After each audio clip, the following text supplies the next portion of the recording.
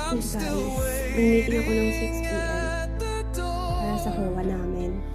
Pero 6:09 hindi pa rin ako kumikilos guys. Maliligo na ako. Kahabol na lang ako. Maybe mga 6:30 ako hahabol kasi hindi naman sumasakto natin yung mga kasamahan. Quick shower lang.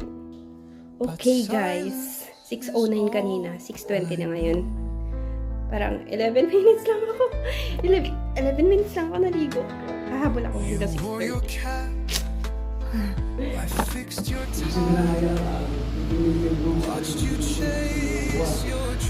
Wala nang sa inyo bakit na magiging sa dalawang constituents.